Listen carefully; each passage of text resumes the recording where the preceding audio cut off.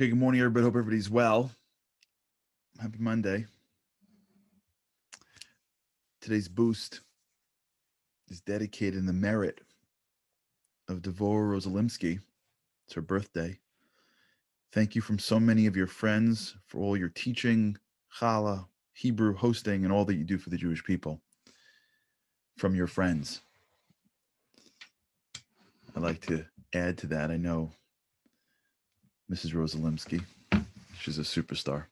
And some of you have a wonderful birthday, and thank you for what you do for everybody and for your amazing son. Yesterday, we started down the road of sort of delving into the limitations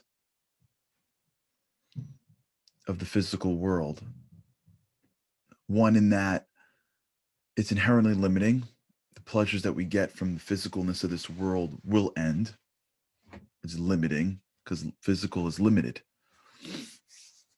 And secondly, is the more you get it, the more your brain orients around it. And as a result, the more you need to maintain the same level of satisfaction. So if you get a brand new anything, the beginning of the experience is new and unique, and there's variety, and your brain is making all these new connections, and it feels amazing. Stay doing that thing for a long time. At some point, in order to maintain the same level of gratification, you need to up the ante. You need to increase the pleasure. So not only is the physical world limiting when you're done with that thing, when you're done eating that food, when you're done on that vacation, when you're done doing anything physical, it's over. From the minute it's a downward escalator. Not only is it over, but your brain has now created a connection to it, which is only going to make it harder and harder and harder, even if it's just in a very small, nuanced way. At some point, that thing is going to be uninteresting. You see this a lot of times with people that have relationships. If their relationships are physical, at some point they just need something new. Because if all they have is a physical relationship with somebody else, that thing can't last forever, not at the level of connection. Same thing with any type of pleasure. So what happens in your mind is that when it is racing through the world, it starts to anticipate the end of something and the need of something else. You anticipate that the vacation is almost over before the vacation is over. You're 2 days left on vacation and you're already thinking about the office because you're anticipating the limiting factor of this thing. And you're already planning for what you need. There's always a sense that you're going to need more. There's always a sense that it's never enough. As you reach a level in the physical world, as you reach a level in the material world, you're always already in anticipation. Well, I got to then hit. Right? Although you know how much I love sports. It's a very big, even though sports has, I think, a little bit of spirituality to it because there's teamwork, there's cause beyond self, but still it's so material. As you win the championship, the next morning you are already planning for the next season. The feeling of the material accomplishments of beating somebody else in a physical sport, as great as it possibly can be, is inherently limiting. And it's only then as good as the next pursuit. And so when we live in this world, we have to understand that there really is no true joy in the physical world. As hard as it is for us to hear that. The joy that we look for in our lives does not take place through the accomplishing and the accumulating of the materialism of this world. We've been through this before. This isn't the first time you're hearing this from me. For sure not. But we're circling back to what we just came out of, which was the world of victory and eternality. and how eternality really is the core of true victory.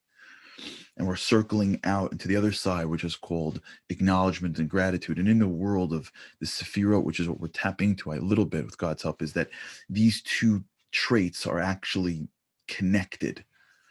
Eternality and acknowledgement, gratitude. They're actually one and the same. And you would never think to connect eternality and gratitude, but they're both different sides of the same coin, which is eternality is the recognition that the physical world can never be enough for me. And I have to be immersed in where I am in order to not be thrown by where I am, in order to connect to something deeper. But how do I do that? How do I actually do that? How do I shut off all of the you gotta? How do I slow down so that I'm on vacation, I can enjoy myself? How could I take my things in life and deepen them? How do I spiritualize the physical? I know where I got to get to at the end of it, which is somehow making something spiritual. But I don't know how to, I don't know how do I do that? And there's levels to doing that, which we'll get to. But how do I start that process? And you start that process by the world of gratitude. You start the process of slowing down the brain racing to it's almost over. I got to get, to whoa. I already have. I'm here right this second. And I got to find ways to sip this part of my life. That's why I don't drink iced coffee. It's too quick. Coffee is made to be sipped, not swallowed. You have to sip it. You don't gulp it. You don't gulp coffee. It's not a Gatorade. It's the experience of coffee is the warm cup in your hand, the burning sensation, the just under the burning on your lips.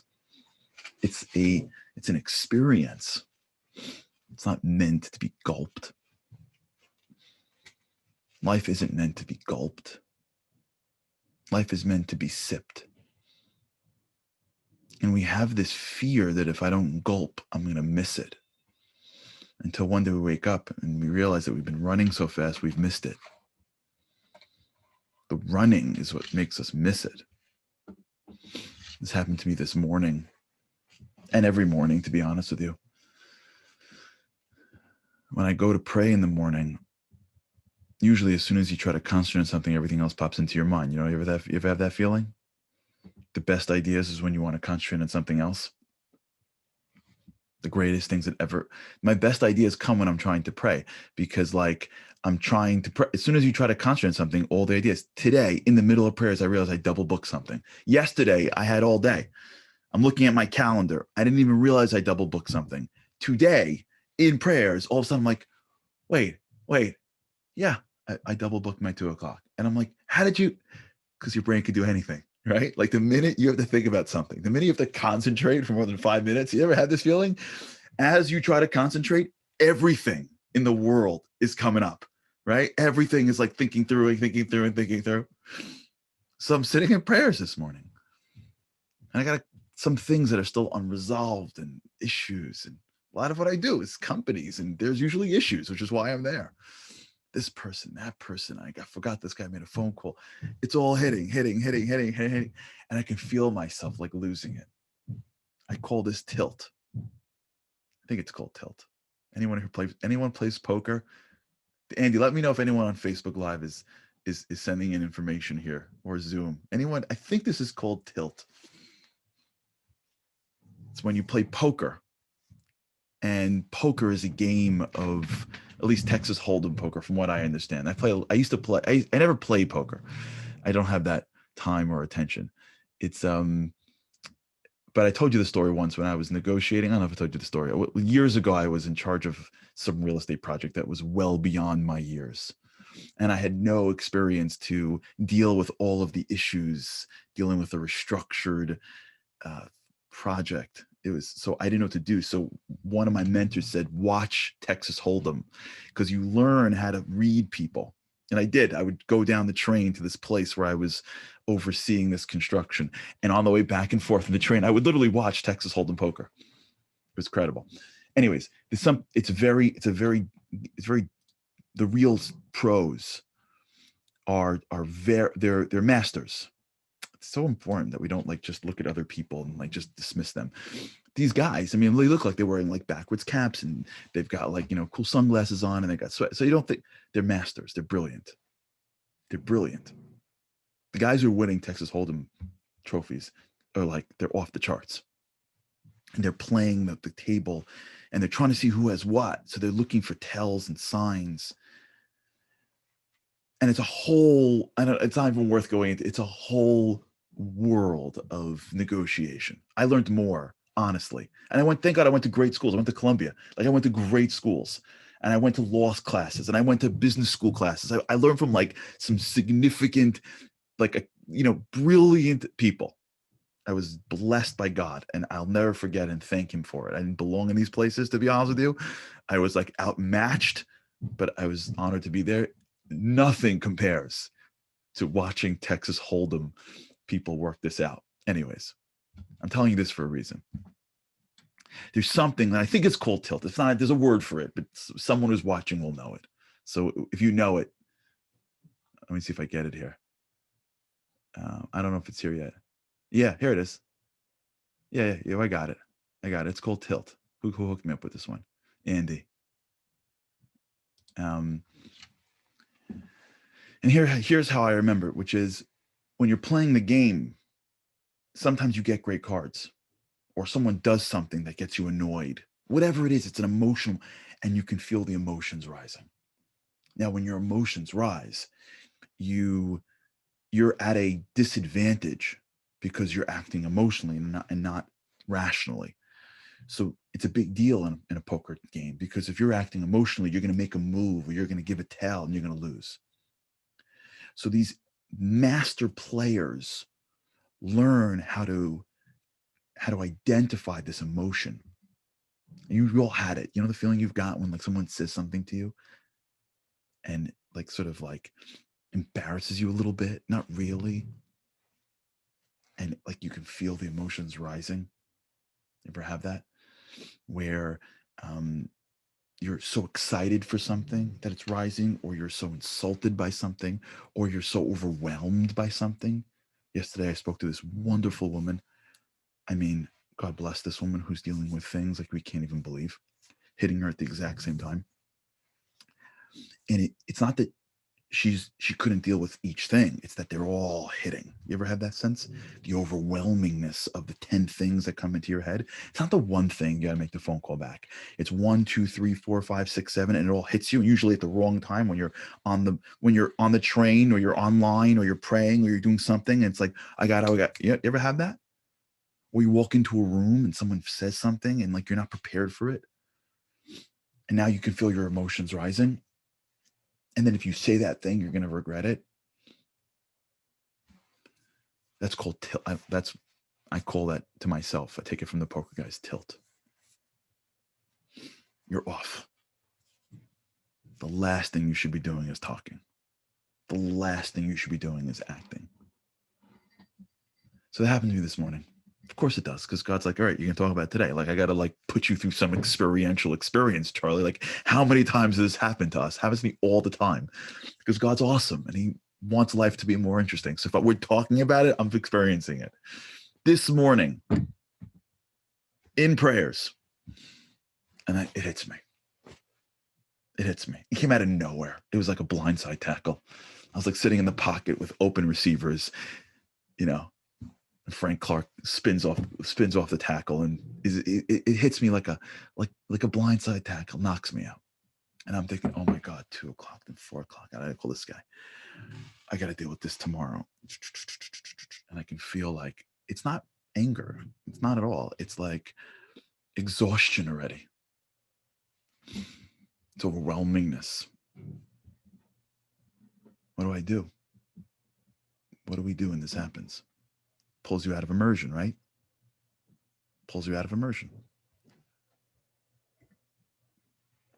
I was in Israel last week for 3 days. It's the gift I was waiting for a year and a half. 10 things in the morning because they're closing the borders. If you're watching the news, this and that and this and that. Just checking my time.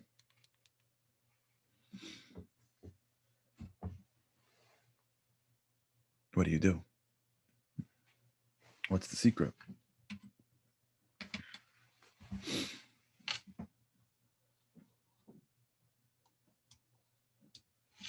Gratitude. I sat down in the chair this morning as everything was hitting, and I said, wait a second.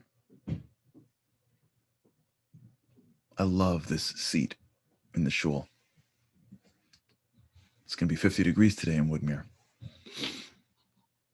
It was 22 or 3 yesterday this time. I'm honored to have the things that I'm worried about.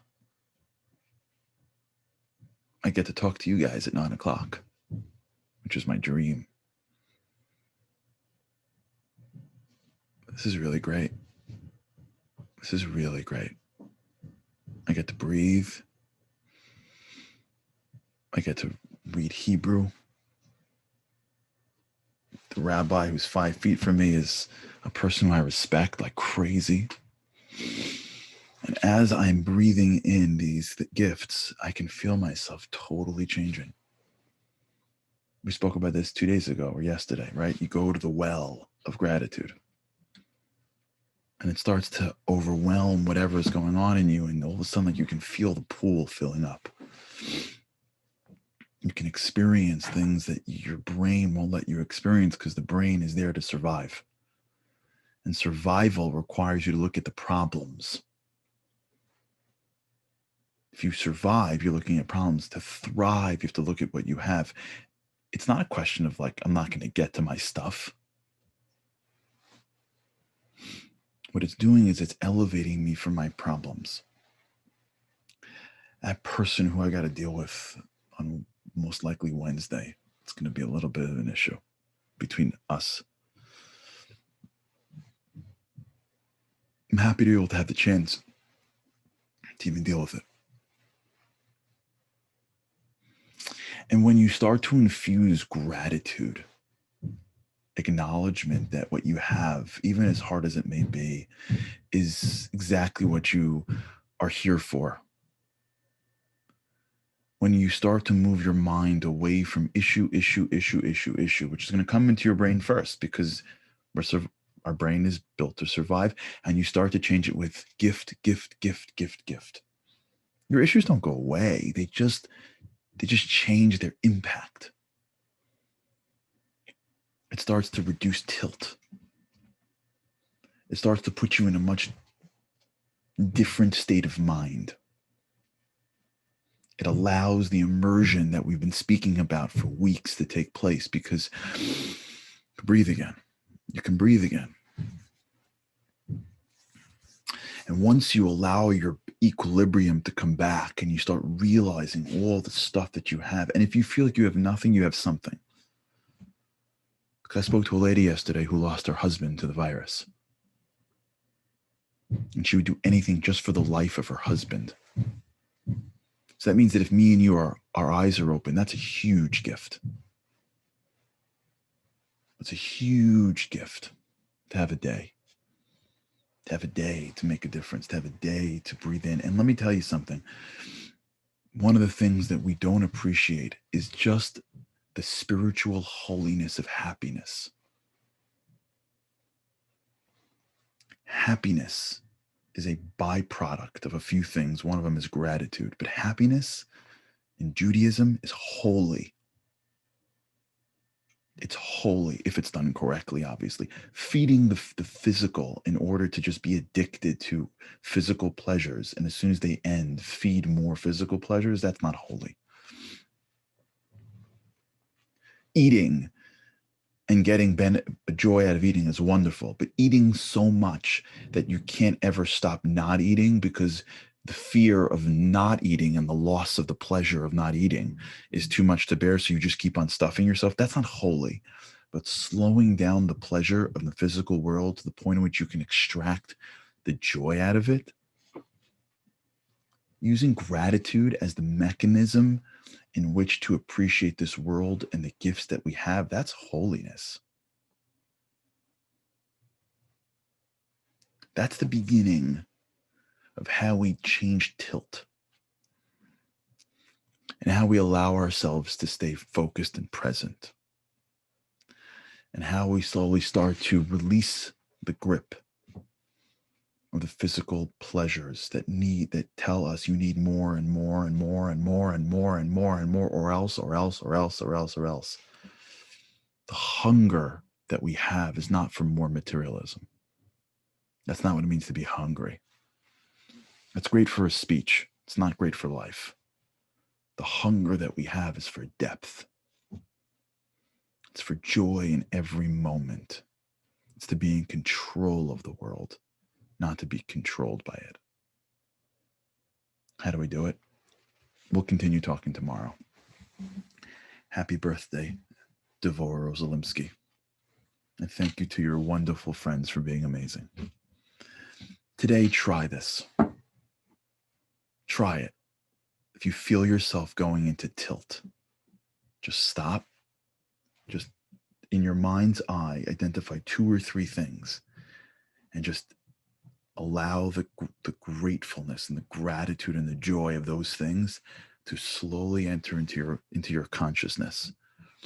Let's see how this feels. All right. Have an awesome day. And with God's help, I can't wait to see you again tomorrow.